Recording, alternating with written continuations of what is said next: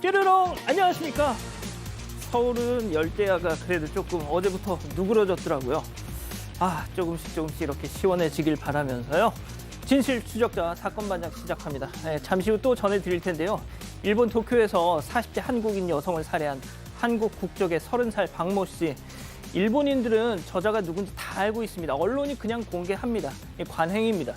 자, 그런데 우리는 아무것도 전해드릴 수 없습니다. 법이 그렇습니다. 그걸 어겼다간 고소당할 수 있습니다.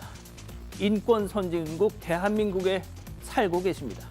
오늘 출연자 소개해 올리죠. 자, 김하은 아나운서, 양지열 변호사, 박상희 한국열린사이버대 교수, 박지훈 변호사 나오셨습니다. 안녕하세요. 안녕하세요. 예, 사진가입니다. 자, 사진 보여주세요. 자, 대구 아파트입니다. 아파트 복도에 아예 창고를 만들어서 쓰는 이웃이 있어요. 관리사무소에서 치우라고 했는데 내 집인데 무슨 상관이냐고 하더래요. 아이고 정말 하신 김은미님. 자, 제주도 시골도로에서 닭가족이 무단횡단을 하고 있어요. 차들 모두 저 가족들 지나갈 때까지 기다려줬어요 하신 유상희님. 자, 서울 한강대교 위에 구름입니다. 이거 뭐 같나요? 하트 같나요? 미키마우스 같나요? 아무튼 하신 이미영님. 자, 24년간 거제도 치킨집 인생 오늘로 정리했습니다. 이 배달하던 신랑 박영진 씨, 조리를 하던 베트남 출신 레카안 씨 모두 고생했어 하신 박인수님. 자, 모두 사랑합니다. 재미는 물론 의리로 함께 나세사바 뉴스 750 대한민국과 전 세계 동포 가족 여러분의 시선을 모아서 출발합니다.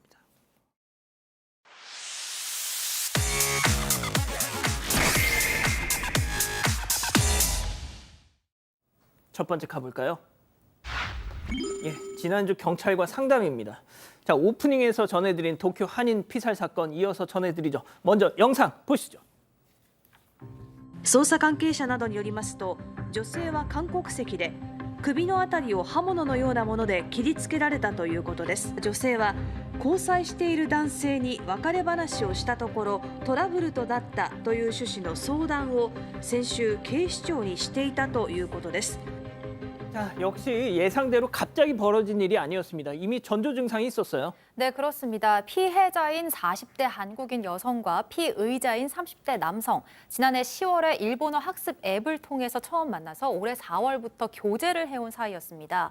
그러던 중 남성이 지난달 23일에 일본에 입국해 피해자 집에 머물렀는데 29일에 여성이 남성에게 헤어지자는 말을 했습니다. 격분한 남성이 폭력을 휘둘렀고 여성은 새벽에 파출소를 찾아 신고했는데요. 당시 경찰은 남성에게 구두로 접근 금지를 경고하고 피해자에게 피신하라고 권했다고 합니다. 남성이 오사카를 관광하고 그 후에 귀국을 하겠다고 해서 경찰이 남성이 도쿄역에서 기차 보안 검색대를 통과하는 것까지 확인을 했습니다. 이튿날 아침 남성이 다시 여성의 자택 주변을 배회하는 모습이 발각이 됩니다. 그래서 경찰이 또다시 구두 경고를 하고 나리타 공항까지 동행을 해서 출국 수속 장면을 지켜봤습니다. 하지만 남성은 출국을 하지 않았고 이튿날 다시 피해 여성을 찾아가 범행을 저질렀습니다. 여성이 발견된 건 어제 오후 1시 30분쯤이었고요. 일본 도쿄의 한 길거리에서 목 부위에 자상을 입고 쓰러진 채 발견됐습니다. 도쿄에 거주하면서 의류 관련 일을 해왔다고 하는데 사진 스튜디오를 방문하기 위해서 잠시 건물 밖으로 나갔다가 습격을 당한 걸로 전해졌습니다. 발견 직후 병원으로 옮겨졌지만 결국 사망했습니다. 저자의 얼굴을 저는 이 테레비 아사히 뉴스에서 그대로 봤는데 말이죠. 정작 한국 뉴스 사건 반장에서 저렇게 블러를 쳐서 전해드리고 있습니다. 공항 출국 수속까지 확인을 했는데 돌아와서 이 짓을 했다고 합니다. 자, 사건 발생 직후에는 도주를 했습니다. 하네다 공항에서 한국으로 가는 비행기를 기다리다가 경찰에게 검거가 됐습니다. 경찰이 계속 쳐다보고 있었기 때문에 옷에 혈흔 같은 게 있어서 검거가 됐고 오늘 구속이 되는데 마찬가지입니다. 우리 지금 영상만 이렇게 블러를 쳐서 모자이크된 얼굴인데 실제로는 세타가야 한국 여성 피살 사건으로 일본에서는 다 보도가 되고 있습니다.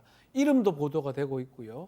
신상이 모든 게 공개가 되고 있는데 같은 사건이고 오히려 우리나라에서 더 공개가 돼야 되는데 일본만 지금 공개되어 있고 우리나라는 지금 알 수 없는 상황, 누군지 알 수도 없고 사실 알게 된다면 범행 동기라든지 여러 개 더 해결될 게 더 많거든요. 그럼에도 불구하고 이게 안 되는 거 이제쯤은 좀 많이 좀 고민을 해봐야 되고 왜냐하면 일본도 마찬가지로 흉악 범죄고 지금 확실합니다. 증거가 확실하기 때문에 공개 안 할 이유가 사실 없거든요. 우리도 좀 같이 가야 되는 상황 아닌가 이렇게 생각을 해봅니다. 예, 다음 이어갑니다. 초등생 절도 집중력 제목 그대로입니다. 제보 영상 만나보시죠. 자, 한 아이가 주차장으로 뚜벅뚜벅 자 공구로 자전거 자물쇠를 꾹 자르려고 하지만 안 돼 역부족. 그렇게 포기하고 가나 했는데 자 잠시 뒤에 친구 데리고 또 등판합니다. 야 이거 완전 내 스타일인데 아이고 왜 이렇게 잘 안 잘리냐 이거. 자 한참을 낑낑 대던 바로 그때 어느 아주머니가 오더니 야 이놈들아 니네 뭐해? 이 어린 놈의 자식들이 어디서 도둑질을 땡. 자 이번엔 진짜 가나 싶더니 자 저 자식들 죄송합니다 20분 뒤에 다시 또 왔습니다. 아이씨 그 할매 뭐야 짜증나게 다시 낑낑 대더니 기어이 자물쇠를 뚝 끊어버립니다. 자 그렇게 제 몸집만한 자전거를 훔쳐서 지꺼마냥 저렇게 들고 살았네요. 교수님. 네. 와, 쟤네가 무슨 생각으로 저렇게 집념으로 도둑질을 하는지 참 알 수가 없네요. 쟤네 나이가 지금 초등학교 4학년밖에 되지 않는다고 합니다. 그런데 공구까지 챙겨 다니면서 지금 자전거 절도를 하고 있어요. 맨 처음에서 절도를 하려고 하다가 안 되니까 친구를 데려와서 다시 시도했는데 그때 이제 할머니께서 지나가시면서 니네 뭐 하는 애들이냐 지금 뭐 하는 거냐 이렇게 혼내셨대요. 그 혼났습니다. 그러면 이제 도망가야 되잖아요. 근데 도망을 안 가고 20분쯤 후에 다시 와서 열심히 이렇게 뭐 잠금 담수를 풀어서 결국엔 훔쳐갔다고 합니다. 뭐 초딩이니까 박 변호사님 네. 잘해야 촉법 아닙니까 이거. 정말 그러면 범법이고. 촉법인 걸 뭐 알고 했다 뭐 이럴 수도 있는 거고 예, 주인 같은 경우는 2주 정도 지난 후에 도난 사실을 알고 경찰에 신고를 했는데 뭐 CCTV도 있고 검거는 사실 바로 해버렸습니다. 자전거도 찾아냈고요. 근데 어린 것도 어린 거지만 분명히 혼이 났습니다. 혼이 났는데도 불구하고 또다시 범행을 저질렀다는 거. 또 CCTV도 있고 검거가 될 거라고 그 정도 생각할 수도 있을 것 같은데 그 부분이 조금 놀랍다라고 다 얘기를 하고 있습니다. 이거 방송 나가면요. 양 변호사님 분명 저 아이들 부모가 며칠 사이에 저희 회사로 또 전화해가지고 우리 애들 영상 내려주세요. 또 그럽니다. 그런 일을 아마 이제 앵커는 많이 겪었기 때문에 그렇게 얘기를 할 텐데 그게 사실이고 반복된다라면 결국엔 또 어른들의 책임이 그만큼 크다라는 거 아니겠습니까? 뭐 얼마나 한적한 곳인지 모르겠지만 저렇게 드러내놓고 할 정도의 상황이었다고 한다면 아이들에게 지금 죄의식 같은 게 전혀 없어 보이거든요. 가르치는 게 정말 따끔한 교육이 정말 필요한 상황으로 보입니다. 예, 전화하실 필요 없어요. 저희는 안 내립니다. 자, 다음 이어갑니다. 여기서 낚시하지 마입니다. 자, 제주 앞바다에서 벌어진 충격적인 사건 제보 영상 만나보시죠. 자, 낚시를 즐기던 보트를 향해 돌진하는 저쪽의 어선 보세요. 물보라를 일으키며 달려드는데요. 직접 들어보시죠.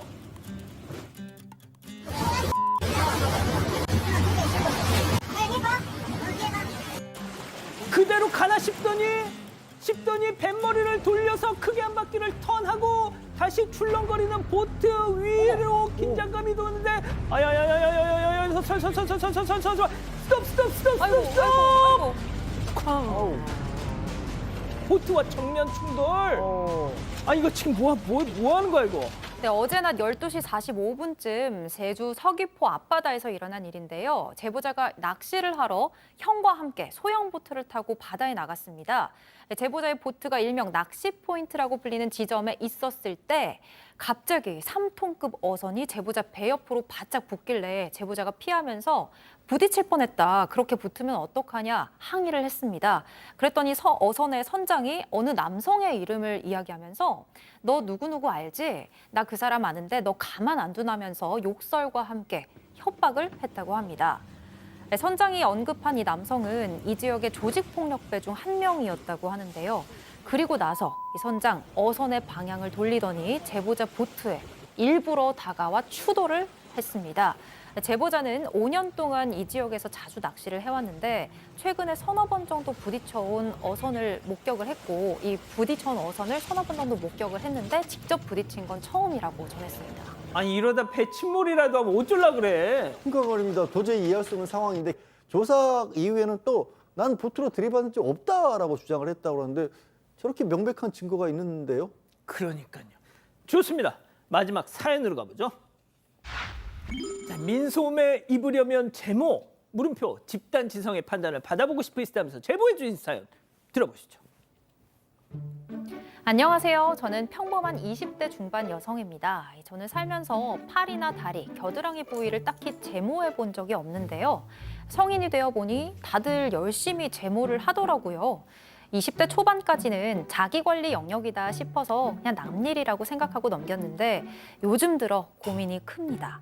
자, 우선 저는 여름에 민소매를 입는 걸 좋아하는데요. 민소매를 입고 버스나 지하철에서 손잡이를 잡으면 친구들이나 다른 사람들이 제 겨드랑이를 보고 깜짝 놀라더라고요.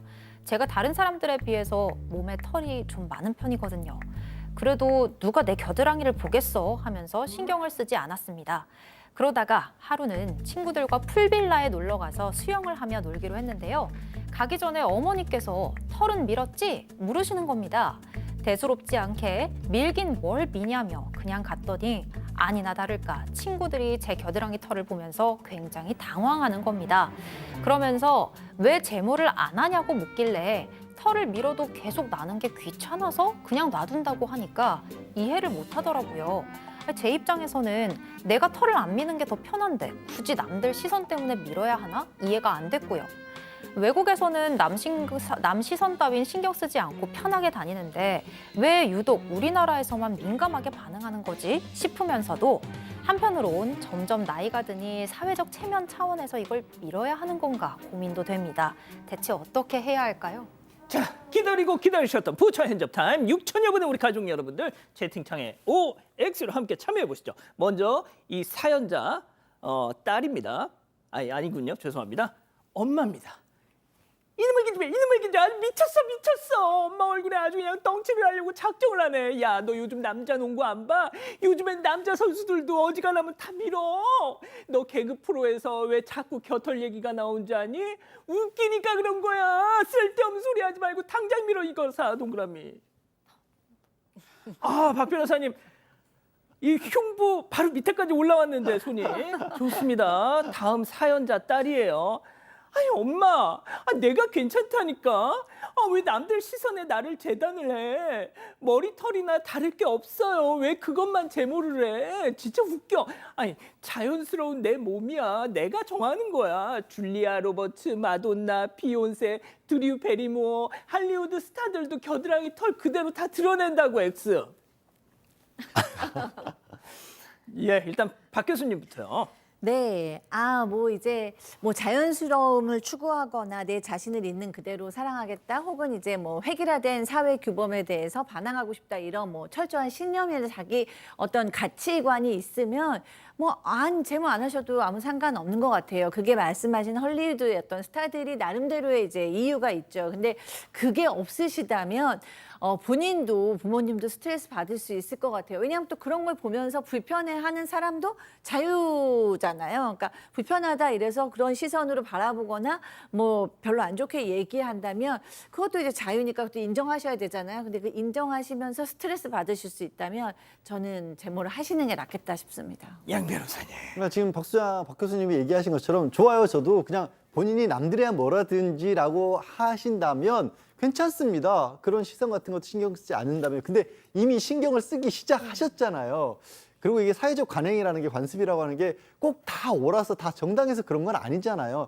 우리가 왜 그럼 상을 갖춰 있고 왜 타임이고 이런 거 하나 다 따지기 시작하면 인생이 좀 피곤해질 수 있거든요. 자연인으로 사실 게 아니라 사회에서 어울려 사실 거면 불편을 이미 느끼신다면 그냥 하세요. 예. 그렇군요. 김하은 아나운서. 네, 외국에서도 이게 매너다라고 생각하는 사람들이 좀 많은 것 같아요. 그리고 남자든 여자든 상관없이 미는 게 좀 깔끔해 보이니까 다른 사람들을 배려하는 차원에서 미는 것도 좋을 것 같습니다. 자, 박지훈 변호사님. 저는 사실은 밀면 좋겠지만 근데 본인의 개인적 선택이 아닌가 생각이 듭니다. 이렇게 사연을 했는 거는 글쎄요, 밀려고 한 것보다는 더 그 자신의 어떤 소신을 유지하고 싶어서 사연을 제공한 걸로 생각이 들고, 안 밀고 다니세요. 편안하게. 사실 본인 선택이잖아요. 암만 어머니가 뭐라 한다 하더라도 안 민다면 어쩔 수 없는 거니까. 예, 우리 박 변호사님 댁에서 따님이 이 방송을 보고 계실 것 같은데, 예. 우리 딸이 몰라요. 본 적이 없어서. 자, 김하나 아나운서, 우리 가족 여러분들은 뭐라고 하시나요? 네, 복댕이님께서 좋은 아이디어를 주셨어요. 올 고딩딸 레이저 제모했어요. 가격 많이 저렴하니까 레이저 제모하는 것도 좋을 것 같아요라고 해주셨습니다. 예, 자, 제보 메일 그리고 제보 카톡 많이 연락 주시고요. 잠시 후 돌아옵니다. 채널 고정 리모컨 돈 터치. Just what you want to be, you will be in the end, and I love you.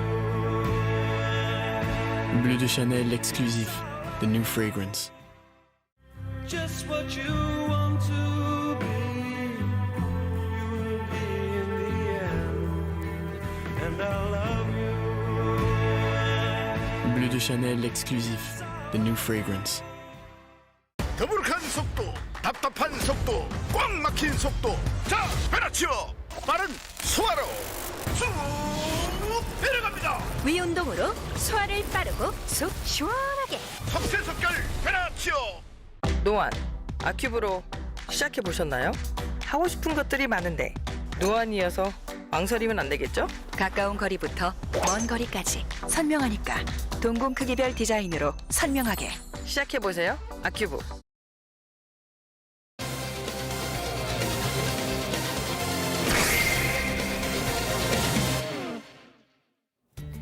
과거 고위공무원을 지냈고 활발하게 정치 활동을 하다 구독자 약 100만 명의 보수 유튜브 채널을 운영하게 된 이 남성. 이 제보자의 어머니와는 10년 넘은 지인으로 가족들끼리도 서로 다 알고 지냈는데요. 그런데 지난 1월 이 남성의 사무실에서 상상도 못한 끔찍한 일을 겪은 제보자. 그때부터 지금까지 제보자는 고통스러운 시간을 보내고 있다고 합니다. 대체 그날 무슨 일이 있었던 걸까요? 예, 생각지도 못한 인물에게 성범죄 피해를 당했다고 주장하고 계시는 분의 제보입니다. 네. 제보자는 30대 여성입니다. 그리고 대상자는 70대 남성인데요. 아주 유명했습니다. 고위공직자도 했었고 방송 출연도 했었고요. 정치 활동을 하는데 지금은 100만 명에 가까운 보수 유튜버 채널을 지금 운영 중인 유명한 사람인데 어머니의 지인이었고요. 한 10년간 알았었는데 1년에 몇 번씩 이제 만나던 사이고 지난해 말쯤에 한번 보자라고 해서 올 초, 지난 1월 초에 어머니하고 셋이 이제 같이 만났다라고 합니다. 이 제보자가 당시 보험 설계사 일을 하고 있는데 이 70대 남성한테 또 가족 포함해서 그 사람들한테 맞는 보험을 당시 추천을 해줬다고 합니다. 자, 그런데 이때까지만 해도 괜찮았습니다. 그런데 이 남성 보험 관련한 얘기를 나누다가 올해 초에 이 제보자 30대 여성을 사무실로 불렀다고 하더라고요. 자, 그날 무슨 일이 있었는지 제보자 얘기 들어보시죠. 이제 어머니 지인으로 알고 지낸 10년이에요. 가족끼리 다 알고 지내는 지가요. 보험 얘기로 이제 계속 연락을 드렸고 그러다가 이제 사무실로 이제 오라 그래가지고 이제 제가 사무실로 이제 가게 된 거였죠. 자기 썸네일이 어떠냐 뭐 이런 얘기를 하면서 그런 수정 부분을 조금 저보고 좀 도와달라고 알려달라 해서 제가 이제 그 부분을 조금 알려주는데 너무 잘한다 하면서 막 칭찬을 하더니 제가 일어나서 가는 도중에 갑자기 저를 막 갑자기 껴안고 그런 행위를 하신 거죠. 예, 양 변호사님. 그러니까 지금 이 보수 유튜버가 유튜브를 하는 방송을 하는 그런 사무실이었나 봐요. 근데 거기 혼자 직원도 없이 운영하는 곳이고 내가 방송하고 있을 수도 있으니까 그냥 열고 들어오라면서 비밀번호를 알려줬답니다. 그렇게 가서 유튜브 관련해서 이것저것 물어보는데 자기가 대답을 잘하니까 아이고 똑똑하다 예쁘다 착하다 뭐 이렇게 얘기를 하고 얘기를 끝나고 나오는데 갑자기 끌어안고 뭐 가슴도 만지고 뭐 이렇게 키스도 하고 심지어 자기 몸을 이렇게 끌어당겨 자기 몸을 만지기도 하고 그랬다라는 겁니다. 뭐 이거 당연히 거부를 했는데 힘으로 제압을 했다라는 것이고요. 겨우겨우 그 자리를 빠져나오는데 거기다 오는 때 오늘 일은 비밀로 했으면 좋겠다. 없었던 일로 하자. 절대 둘만의 사이에 있었던 일로 하자. 이렇게 또 부탁을 하더라는 겁니다. 자, 10년을 알고 지낸 지인의 딸에게 이런 행동을 했다. 자, 그런데 거기서 끝이 아니라는 게 제보자의 주장이죠. 네, 맞습니다. 사건 당일 더럽고 비참하다는 마음을 안고 돌아선 제보자에게 이 남성은 사과는커녕 그 이후로 수시로 전화를 하고 메시지를 보냈는데요. 그 내용이 좀 기가 막힙니다. 사랑스런 우리 이쁜 누구누구 잘 자요 라면서 하트가 가득한 이모티콘을 보냈습니다. 제보자가 이모티콘이 부담스럽다고 이야기하자 워낙 착하고 이쁘고 똘똘한 게 자랑스러워서 그랬다고 또 해명을 했답니다. 그 뒤로도 우리 누구누구 새근새근 자고 있니? 갑자기 보고 싶네. 시간 날 때 언제든 저녁 먹자. 이번 주 언제 올 수 있는지 일정을 알려달라며 본인이 찾은 음식점 링크를 보내기도 했습니다. 제보자는 사건 이후 더 집요하게 연락하면서 만남을 요구했고 아무렇지 않게 사랑한다는 이모티콘을 보내서 2차 가해로 느껴졌다고 주장했습니다. 자, 결국 참다 제보자는 어머니한테 이 사실을 털어놨습니다. 왜? 이 사람이 어머니의 지인이었기 때문이죠. 자, 어머니는 그 지인, 이 남성에게 도대체 우리 딸한테 왜 그러셨어요? 한마디 했다고 합니다. 그랬더니 이 남성, 제보자의 어머니를 직접 찾아와서 이런 얘기를 했다는 거죠. 체크포인트 짚어보죠. 예, 자, 직접 그 제보자 어머니와 지인, 보수 유튜버 간의 대화 내용 들어보시죠. 어떻게 저를 봐서도 그럴 수가 있어요. 뭐? 그런 게 없어, 진짜. 나도 순간 왜 그랬는지. 내가 우리 애들 아프지 내가 허브를 잘 하잖아. 하다 보니까 그게 조금 이제 순간 나도 모르게 내가 주의점 잡고 진짜 한 번만 용서해주세요. 그럼 자기도 알다시피 나도 참 지금까지 정절하게 살아온 인생인데 내가 우리 딸같이 이쁘다고 이렇게 순간 생각하는 게 좀 오바했다니까. 이건 내가 도저히 용서받을 수 없는 일을 저질렀구나 해서 내가 자기한테 이실 짓고 그 용서를 좀 해달라고도 하고 지금 계속 고민하고 있는데 진짜 사람이에요 솔직히 말해서. 쓰레기야. 저 잘못했어. 한 번만 봐줘. 진짜. 아니요 만지지 마세요. 오지 마세요. 진짜. 정말 나 못 두고 살아갈게. 진짜. 정말 내가 뭐 살면 얼마나 살겠어요. 한 번만 용서해줘. 아니 자식 왜 가슴을 면한지도 왜 입에다가는 왜 대고. 내가 가슴을 안 만졌어. 뽀뽀한다는 게 내가 왜 가슴을 만져. 가슴 안 만졌어. 뽀뽀하는 게 가슴 만지고 뽀뽀하는 게 아니야 가슴을 안 만졌어. 물론 내 기억에 왜냐면 우리 애들 이렇게 아니 같은 소리를 해. 다 지금 나이가 몇 살인데 무조건 잘못했어. 내가 옛날 쓰레기 새끼. 제보자에 따르면 이 남성이 당시 이 제보자의 어머니 앞에서 무릎을 꿇고 우는 신용까지 했다고 주장을 합니다. 자, 박 변호사님. 네. 참, 근데 그 와중에 가슴을 안 맞았다 이런 얘기를 하는 걸 봤을 때는 과연 반성을 하고 있느냐, 이제 이 부분이 제보자가 의심하는 부분이고요. 반년 넘게 이렇게 문자나 이런 게 자꾸 전화를 하니까 결국은 지난 7월에 어머니한테 얘기를 했고, 어머니가 뭐 고소 이런 것들까지는 만류를 했다고 해요. 다만 전화를 했는데 전화 내용이 그 내용인데요. 왜 그랬냐라고 얘기를 하니까 애들한테 하듯이 허그를 했고 딸같이 예쁘다고 착각해서 오바했다. 용서해달라. 살면 얼마나 살겠냐. 뭐 죽을 잘 졌다. 이런 얘기를 하는데 가장 결정적인 거는 가슴은 안 만졌다라고 또 얘기를 합니다. 근데 이제 자기가 강제로 끌어안고 뭐 뽀뽀했고 요 강제추행 부분은 이 전화 상황에서도 인정을 하는 모습입니다.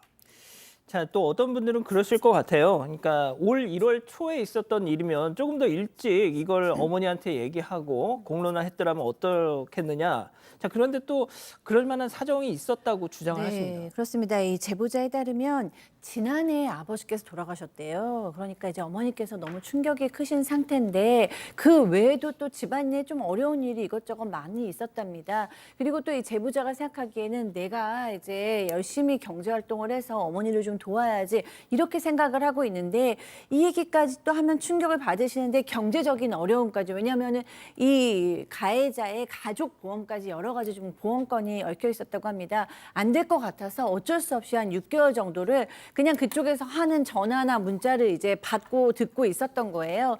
그런데도 불구하고 뭐 이 사람이 만나자라고 얘기했지만 한 번도 만나지 않았습니다. 그런데 갑자기 어느 날 뭐 내가 보험 해약을 하고 싶은데 어떻게 해야 되냐 이렇게 문자가 오는 거예요.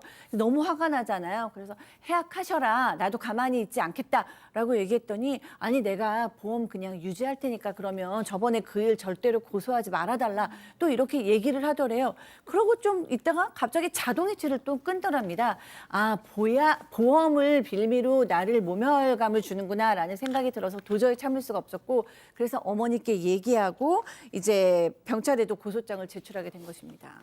저희가 그 해당 유튜버 측 얘기도 들어봤는데 일단 당사자는 강제추행 사실이 없다. 혐의 자체를 완강히 부인하더라고요. 네, 맞습니다. 제작진과의 통화에서 남성 이 강제추행 사실이 없다면서 변호인과 소통을 하라고 했습니다. 그래서 변호인과 연락을 해보니까 허그는 사실상 동의하에 이뤄진 행동이라면서 사건 이후에 두 사람이 친근하게 카톡을 주고받았다. 만약 강제추행이 있었다면 바로 고소를 했을 거 아니냐라고 주장했습니다. 또 남성이 제보자의 어머니 앞에서 무릎을 꿇고 했던 그 말들은 명예를 가장 중시하는 사람이라서 언론 보도를 막기 위해서 사과를 한 거다라고 설명을 했는데요. 그것 말고도 이 남성 측에 또 다른 주장이 있었습니다. 예. 보험 가입 후 해지 과정에서 제보자가 금전적인 손해를 입었다면서 허위 사실로 고소를 했고 집문서를 요구했다가 또 10억을 요구하는 등 모녀가 공갈 협박을 해왔다는 주장이었습니다. 이에 대해서 제보자는 어머니가 저렇게 집을 다 준다 해도 용서할 수 없다라고 분명하게 밝혔음에도 남성이 집문서를 요구하다가 10억을 요구하니까 감당할 수 없다는 식의 문자를 보내어서 좀 황당했다면서 남성에게 어떤 합의도 없을 거라고 저렇게 답장을 보냈다고 합니다. 자, 양 변호사님 일단 고소장이 제출된 거잖아요. 네, 고소장은 제출해뒀고 아직 담당 수사관까지 지정이 안 됐다라고 합니다. 7월 말에 뭐 했다라면 한두 달 정도 더 걸릴 수도 있는 상황이고요. 아무래도 뭐 이런 사건들에 대해서 들어봐서 아시겠지만 제보자, 그러니까 피해자의 진술이 얼마나 구체적이고 정확하냐. 그러니까 피해를 실제로 겪은 사람이 아니라면 알 수 없을 만한 내용, 당시의 상황이라든가 예를 들어 사무실의 위치라든가 이런 내용들 그 안에 어떤 가구가 있어 이런 것도 있고요. 이 사건에 있어서는 결국에는 그 녹취 아까 들으셨던 녹음 내용 있지 않습니까? 이게 굉장히 큰 어떤 뭐 증거로서 판단을 받게 될 것 같고 중간에 왜 바로 고소를 안 했냐 이런 부분은 요즘에는 이제 이미 몇 년 전부터 그럼 피해자라면 당연히 해야 될 행동 이런 것들은 사실 통하지 않습니다. 그냥 저 부분이 과연 진짜로 언론에 알려지는 것을 막기 위해서 저렇게까지 사고를 한 것이냐 이 부분이 아마 재판 과정에서 수사 과정에서 가장 중요하게 따져질 것 같고 반대로 이제 남성 측에서는 아까 소개한 것처럼 내가 공갈 협박을 당했다라고 얘기를 했으면 그러면 그 공갈 협박을 당했던 뭐 녹음이 될 수도 있는 거고 문자 내용이 될 수도 있을 거고 그만큼 그렇게까지 응해야 될 만한 절박한 사정들이 정말 저 사람들이 그렇게 했는지 이런 것들이 따라서 공갈 협박이나 무고로 거꾸로 이제 고소를 해서 수사를 할 수도 있겠죠. 예. 이렇게 정리하고요. 두 번째 사건 이어갑니다.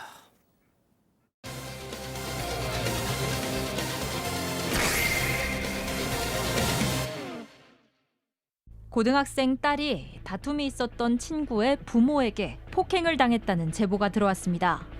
학교에서 벌어진 일인데 가해 부모는 폭행과 폭언을 하고 교사가 말리는데도 멈추지 않았다는 주장입니다. 무슨 일이 있었던 건지 알아봅니다. 교수님이 일단 이 사건 좀 정리해 주시죠. 네. 자, 오늘은 한 학생 부모님의 제보가 들어왔습니다. 그런데 이 제보자의 딸은 학교 매점 앞 벤치에서 친구하고 대화를 하고 있었어요. 그런데 갑자기 저쪽에서 어떤 어른이 왔습니다. 근데 이 어른은 며칠 전에 이 딸하고 싸움이 났던 그 어떤 친구의 부모였어요. 그런데 이 부모가 오더니 네가 내 딸 때린 개야? 라고 얘기하면서 막 욕을 하기 시작했습니다. 그래서 이 제보자의 따님이 욕하지 마세요. 막 얘기를 했더니 또 그쪽에서 가난한 집에서 태어나가지고 네가 이따위로 배웠어. 막 이렇게 얘기를 하고 부모 욕까지 했다라는 거예요.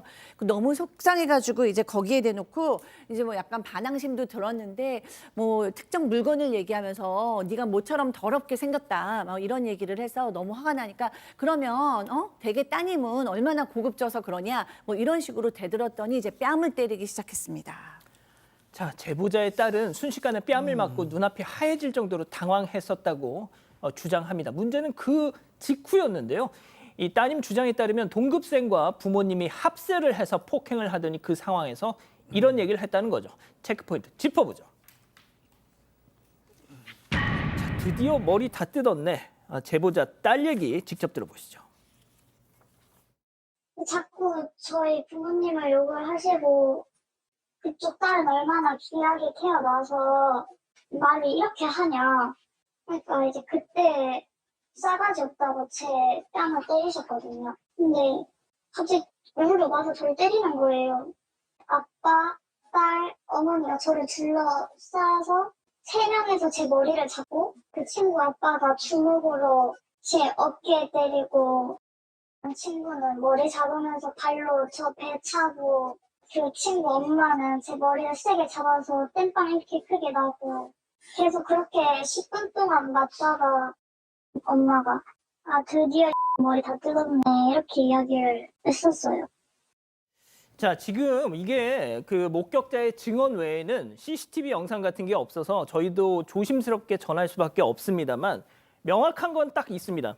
딸이 친구와 싸우고 왔다고 그 부모가 직접 학교까지 찾아와서 내 딸과 싸운 아이를 이렇게 한 거예요. 예, 일단 그 폭행을 한 것 자체는 사실로 보입니다. 일단 한쪽에 주장이 좀 들어가 있다는 것을 감안해서 들으셔야 될 것 같은데 지금 그 제보자의 딸 피해를 주장하는 쪽에서는 뭐라고 얘기하냐면 계속 때리니까 더 맞기 싫어서 이렇게 팔을 휘두르는 정도가 있었다라는 거예요. 그런데 그 때리던 친구가 이제 발로 아예 그 뭐 주먹으로 막 얼굴을 때리고 배를 차고 이 발로 차서 벽에 부딪히게 만들었다는 거고요. 그렇게 해서 넘어지는데 이제 그 친구의 아빠가 주먹으로 막 어깨랑 허리나 이런 온몸을 때리기 시작했고 그 친구의 엄마는 머리채를 휘어잡았던 겁니다. 그런 식으로 폭행이 한 10분가량이 지속이 됐었고 주변에 선생님이나 다른 학생들이 말려도 소용이 없었다라는 겁니다. 그런 상황에서 이제 가까스로 매점이 있어서 그 안으로 도망을 갔는데 도망치고 있는 지금 그 딸 머리 보이시죠? 아이고야. 그 뒤통수에 대고 그 엄마가 그 친구의 엄마가 그렇게 얘기했다는 거예요. 드디어 이 X 머리를 다 뜯었다. 이렇게 얘기를 했다. 일단 한쪽이 주장입니다만 그렇게 지금 얘기를 하고 있습니다. 예. 이 딸은 아유 드디어 이 X 머리 다 뜯었네 이 얘기를 듣자마자 며칠 전 친구와 다퉜던 그날의 뭐 얘기가 상황이 좀 떠올랐다면서요. 네, 이 제보자 딸의 주장에 따르면요. 학교에서 이동 수업을 할 때 제보자 딸이 먼저 자리에 앉아 있으면 그 친구가 나랑 자리 바꿔달라고 요구를 했다고 해요. 근데 바꿔주지 않으면 욕설을 하고 시비를 걸어왔다고 합니다. 이런 게 반복되면서 안 좋은 감정이 켜켜이 쌓이다가 그 친구와 분리수거 당번이 겹쳤습니다. 그리고 결국 말싸움이 벌어지면서 서로 성적 수치심이 일어나는 그런 말들을 주고받게 됐는데요.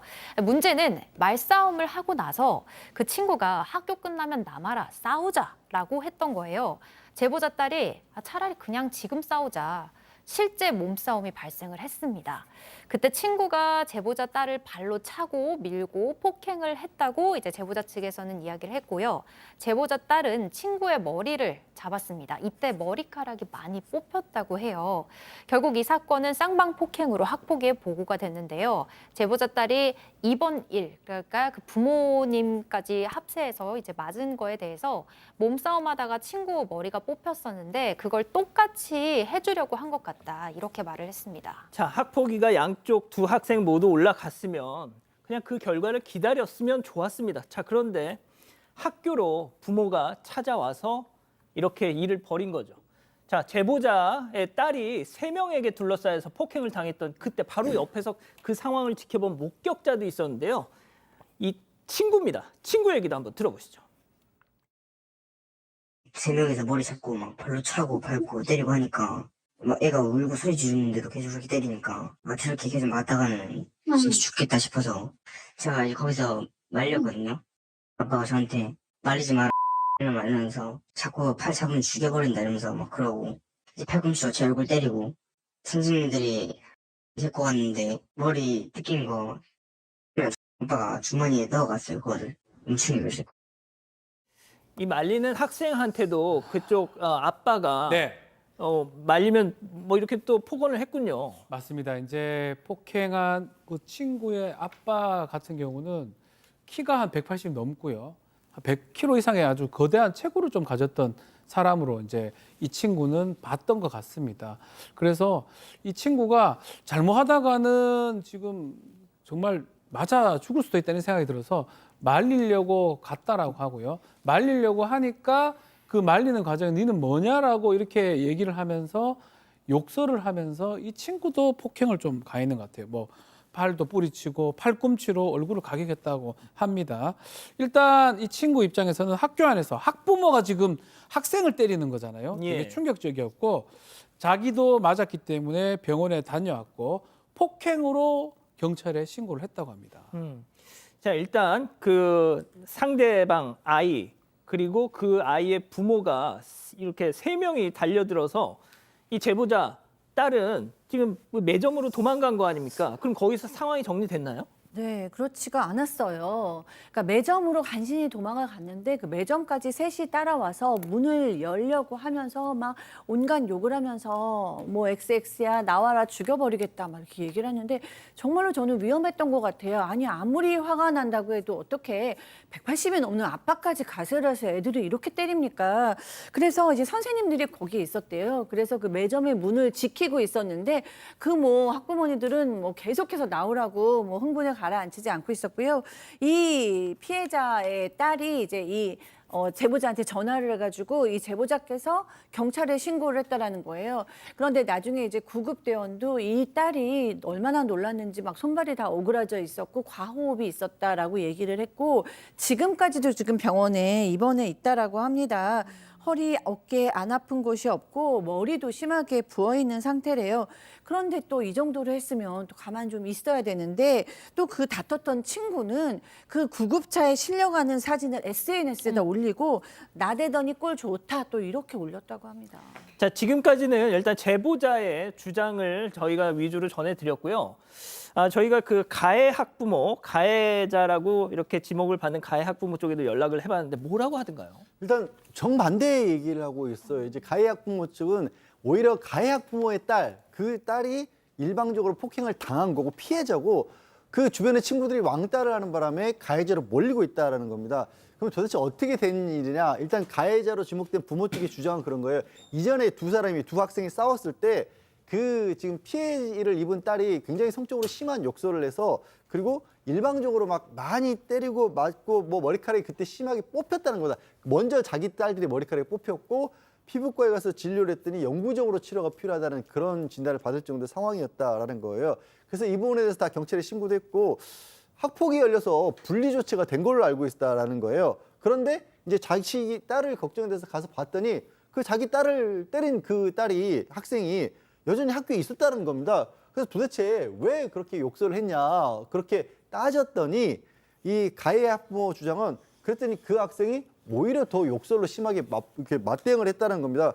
그래서 그때 화가 나서 뺨을 한 대 때린 것뿐이다. 그리고 거꾸로 그 여학생도 자신의 뺨도 때렸다라고 지금 이 학부모들은 주장을 하고 있고요.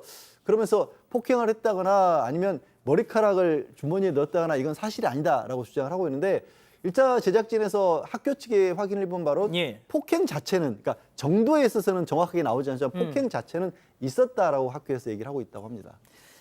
자, 이 폭행에 대해서 현재 이 가해 학부모는요, 경찰에 입건된 상황입니다. 보다 어느 쪽 입장이 맞을지는 경찰 수사 결과를 통해서 드러나겠죠. 자, 이렇게 정리하고요. 별별 상담소 이어갑니다.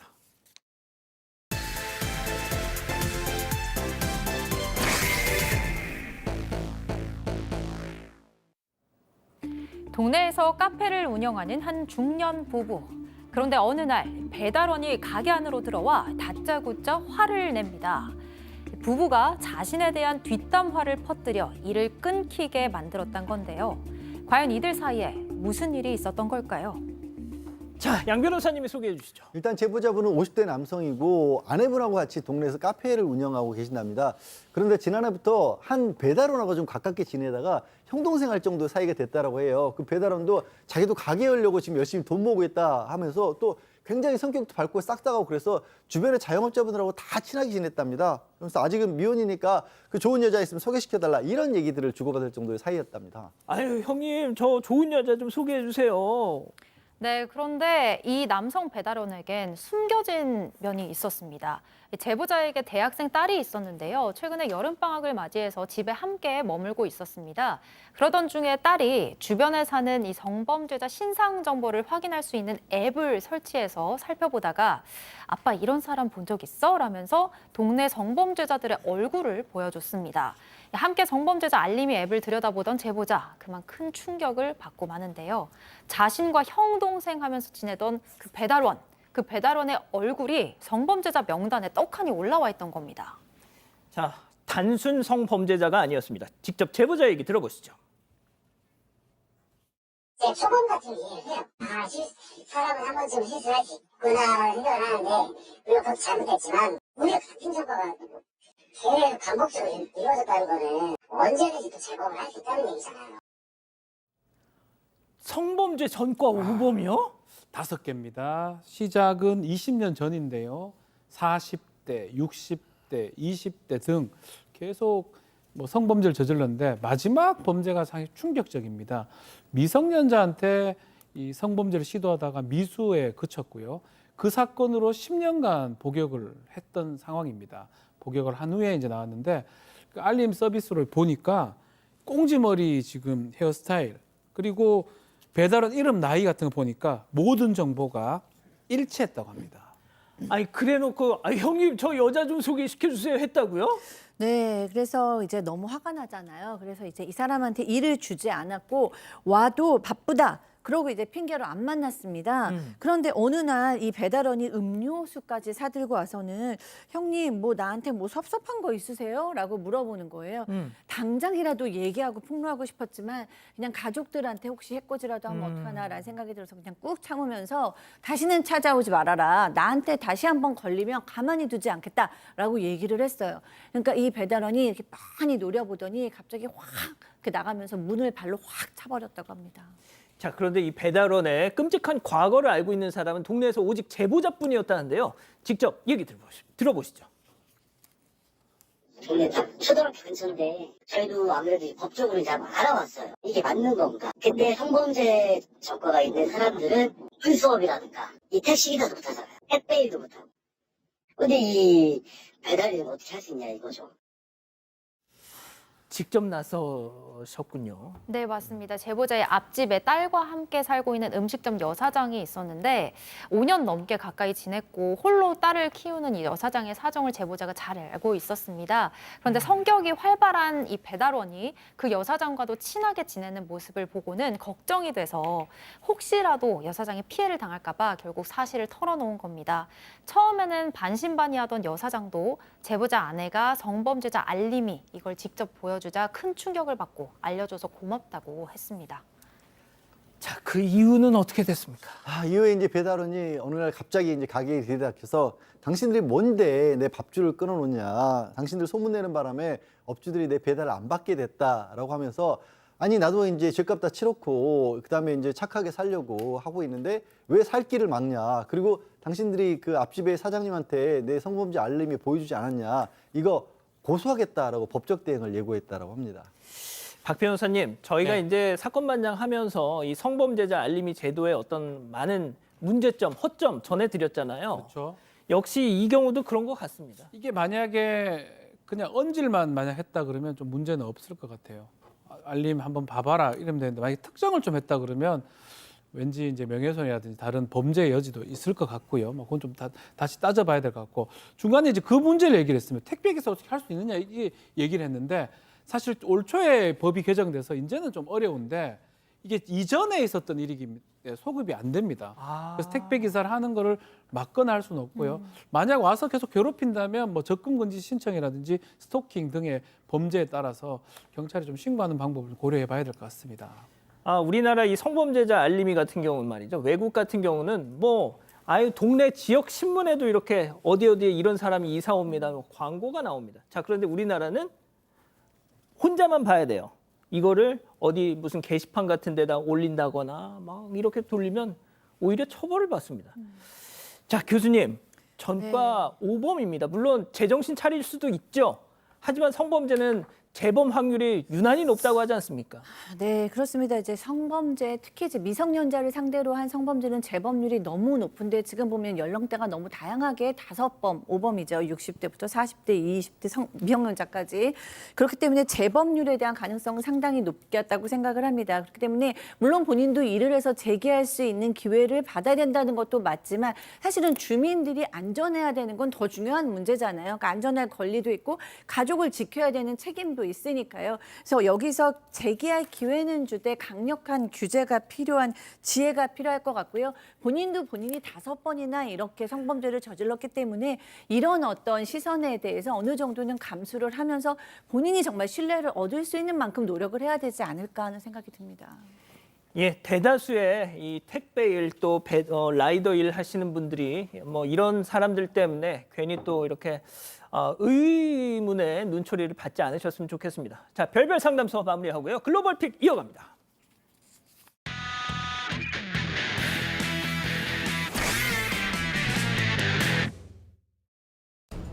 열차가 지나갈 건지 빨간불이 깜빡깜빡거리는데요. 자, 이제 곧 차단기가 내려옵니다. 그때 저쪽에서 달려오던 차가 그대로 차단기를 들이받는데요.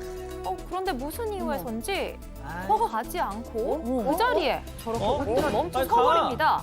열차가 오고 있는데 미동조차 안 하는 저 차 결국 쾅! 열차와 충돌을 하고 말았습니다. 그대로 뒷부분을 부딪힌 차는 차 목록이 찌그러졌고요. 사고 직후 운전자는 병원으로 옮겨져 치료를 받았습니다. 아니 대체 왜 멈춰 있는 건지 이유는 알려지지 않았지만 단순히 본인 부주의였던 거라면 앞으로 운전대를 잡지 않는 게 좋을 것 같습니다. 그러니까요. 다음 이어갑니다. 자, 어린아이가 긴 다리를 성큼성큼 걸어가고 있습니다. 문제는 이게 사람들끼리 훌쩍 넘는 무려 30m 높이의 선로라는 겁니다. 이 위험천만한 광경을 본 사람들이 아이에게 건물 쪽으로 가라고 손짓하고 소리도 지르고 막 난리가 났어요. 그런데 아이가 혼란스러운지 이제는 반대쪽으로 향하다가 길을 막고 오도가도 못하고 당황합니다. 이때 한 관광객이 건물 위에서 선로로 용감하게 훌쩍 올라갑니다. 그리고 자 보세요. 자 무사히 아이를 보내는데 성공했습니다. 아이고 세상에, 아이고 박수. 아니 저 아이가 저게 모노레일 선로인데 이걸 타고 싶었던 모양인지 폐쇄된 선로를 뚫고 들어갔던 거라고 합니다. 관광객들의 도움 덕분에 아이는 다치고 없이 무사히 부모의 품으로 돌아가긴 하는데 진짜 정말 다행입니다. 교수님 따끔하게 한 말씀. 애기한테요. 얘야 정말 이거는 목숨이 걸리고 위험한 거다. 그리고 정말 우리 세계에는 곳곳에 슈퍼맨이 있는 것 같아요. 그러니까요. 다음 이어갑니다. 자, 식당에 두 손님들이 앉아 도란도란 대화를 나누고 있습니다. 뒤쪽에 진열된 술을 딱 가리키는데 그냥 봐도 개수도 많고 종류도 어마어마합니다. 고량주. 예. 자, 그런데 저 선반. 와르르 술병들이 모조리 바닥에 쏟아지고 말았습니다. 박병사님의 아우는 아까운 아우. 자, 병에 맞을까봐 사람들이 몸부터 피하는데 뒤늦게 달려온 사장님에겐 술이 가장 큰 문제인 것 같아요. 그러니까. 그게 아까워. 값비싼 고량주들 무려 150만 원짜리 술까지 있었다고 합니다. 모두 돌이킬 수 없는 강을 건넜다고 합니다. 상심 있게 크겠지만 손님 안 다친 게 어딥니까? 라고 생각하는 게 술 얘기를 합니까? 그 술 자랑하고 하다 보니 그게 뭔가 표정이 한 병 저 위에 딱 걸려있는 나머지 다 부서졌네. 한 병 저 위에 보이네요. 마지막 영상 이어갑니다. 예. 자, 주인이 블루베리를 보여주니까 강아지가 애처롭게 바라봅니다. 자, 휙 날아가는 블루베리에 강아지가 허겁지겁 달려가는데요. 그런데 너무 흥분한 건지 제대로 먹지는 못하고 계속 굴리기만 합니다. 빨리 먹어. 먹는다. 자, 물었다가 놨다가 자, 드디어 먹나요? 싶더니 또 못 먹고 바닥을 뒹굴뒹굴거립니다. 자, 이때 옆에서 다가온 친구가 날름 먹어버리는데요. 설마! 자, 먹은 범인은 시침이 뚝 떼고 앉아있고 영문을 모르는 강아지는 이거 어딨어? 흔적도 없이 사라진 블루베리를 애타게 찾아 헤맵니다. 마음 같아서는 제가 대신 블루베리를 좀 사다 주고 싶습니다. 진짜 저런 나쁜 녀석 진짜. 예, 사랑하는 사건 반장 가족 여러분 시원한 밤 보내시고요. 저희는 내일도 4반 750 저녁 7시 50분에 다시 옵니다. 안녕히 계십시오. 수고하셨습니다.